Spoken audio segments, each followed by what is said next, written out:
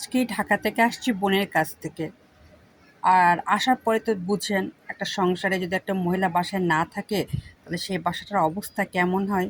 এটা যারা গৃহিণী তারা খুব ভালোভাবে জানেন। আমি আসার পর থেকে অনেক কাজ গুছিয়ে ফেলেছি, পরিষ্কার পরিচ্ছন্ন করে ফেলেছি। এখন আমার চা খাওয়ার পার্টি।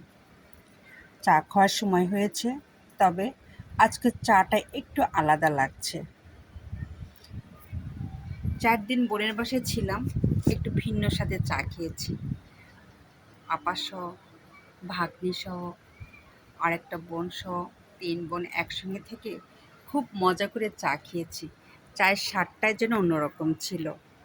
আর আজকের চাটা যেটা খাচ্ছি এখন, সেটার চা একবারে অন্যরকম লাগছে। মানে স্বাদ পাচ্ছি না। অথচ কালকে যখন চা খেয়েছি, আজকে সকালে যখন চা খেয়েছি, চাটা খেতে অনেক তৃপ্তি লেগেছে। আর আজকের চাটা আমি একা খাচ্ছি, একটু ভিন্ন স্বাদ লাগছে। আমার চা খাওয়ার নেশা আছে, তাই খাচ্ছি। কিন্তু মন থেকে আমার সেই তৃপ্তিটা আসছে না। যেমন আপার বাসায় চা খেয়েছি বোনরা বসে, এটাই বলে যে রক্তের সম্পর্কের কাছে গেলে একরকম স্বাদ, আর নিজের সংসারে আসলে একরকম স্বাদ। যেমন আমি এই চাটাতে সেই স্বাদটা পাচ্ছি।